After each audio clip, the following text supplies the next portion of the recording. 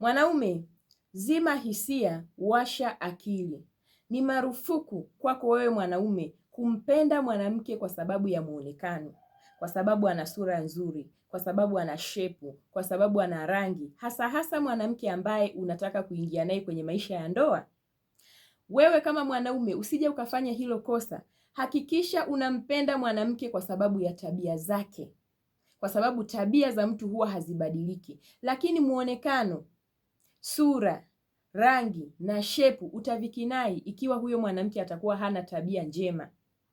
Wanaume wengi wameingia chaka, wameoa wanawake ambao sio sahihi kwa sababu walivutiwa na muonekano wa huyo mwanamke. Nyinyi wanaume kuna kitu kimoja huwa hamkijui. Hisia zenu nyinyi ndio zitakazowapoteza. Wewe kama mwanaume unaweza ukamwona mwanamke ni mzuri, ana sura nzuri, ana rangi, ana shepu. Wewe ukahisi unavyompenda, yani unavyomtazama ndio upendo, lakini sio kweli.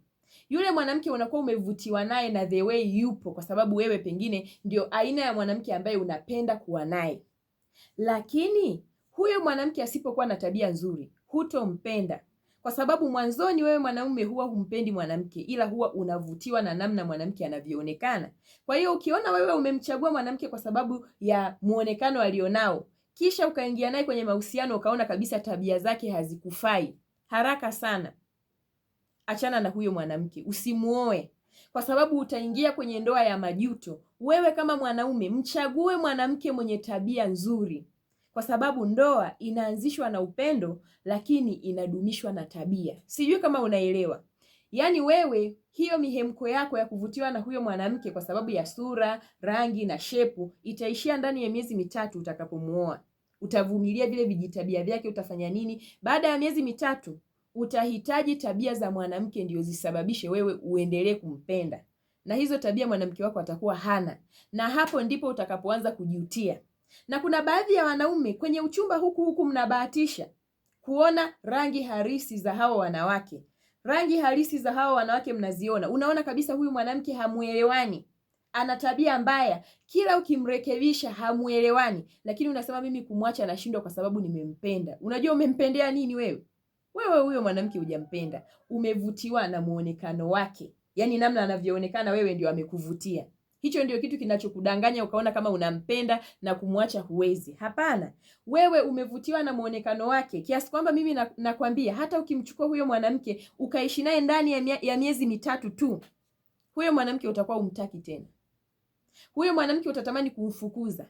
Huyo mwanamke utatamani kuachana naye kwa sababu atakuwa hana tabia ambazo zitakufanya wewe uendelee kumpenda yeye. Mwanaume, tofautisha kati ya mihemko na upendo. Tofautisha kati ya matamanio na upendo. Yaani unapoingia kwenye maisha ya ndoa, zima hisia, washa akili. Chagua mwanamke ukiwa unatumia akili zako timamu, lakini ukitumia hisia utaingia chaka. Utajikuta umeoa mwanamke ambaye hawezi kukusaidia chochote kwenye maisha yako. Kumbuka, unavyochagua mwanamke, huyo ndiyo hatima ya maisha yako. Kwa hiyo kama utakuwa umechagua muonekano, basi kaka yangu utaishi na muonekano, lakini ndoa yako itakuwa mbaya. Na kama utachagua tabia, utaishi kwenye ndoa nzuri hata kama mwanamke wako atakuwa hana muonekano, lakini tabia zake zitakufanya umpende zaidi na zaidi. Wanaume wengi wanajikuta wanaingia kwenye tabia mbovu za kuwa wahuni kwa sababu wana wanawake ambao tabia zao haziwavutii wao kuwapenda na kutulia. Sijui kama unaelewa. Mwanaume kuwa muhuni sio sifa. Na baadhi yao wameingia kwenye uhuni kwa sababu wanawake walionao hawawapi amani ndani ya ndoa. Una mwanamke ana lishepu, ana rangi, ana sura nzuri, lakini ikija upande wa tabia huyo mwanamke ni aibu. Mwanamke hakuheshimu, mwanamke hakutii, mwanamke hakusikilizi, yani huwezi ukaongea kitu huyo mwanamke akichukue. Huyo mwanamke cha kwanza anajikubali kwa sababu yeye ni mzuri. Na kwa kuwa anajua wewe ulivutiwa na uzuri wake, anajua huyu jamaa hana ujanja. Kwa hiyo shauri yako. Kama wewe utakaa na macho yako uanze kuvutiwa na mwanamke kwa sababu ya muonekano, kaa ukijua unaingia kwenye ndoa mbaya. Huo ni mzigo wako. Utateseka nao na pengine utaharibu hatima ya maisha yako. Unajua mtu kuacha familia hii kuanza kutafuta familia nyingine sio kazi ndogo. Na ndio maana wanaume wengi wanateseka pale ambapo wanawake zao waliowaoa wameleta changamoto, inatakiwa wawaache. Wanaume wengi wanashindwa hata kukubali matokeo, kusema huyu mwanamke niachane naye, kwa sababu kuanzisha familia mpya ni kazi, kwa sababu inatakiwa uwaze, hii familia inayoondoka itabidi nifanyeje, tuna watoto, tuna nini. Mwanaume, unapotafuta mwanamke wa kuingia naye kwenye maisha ya ndoa, zima hisia, washa akili. Ukijichanganya, shauri yako.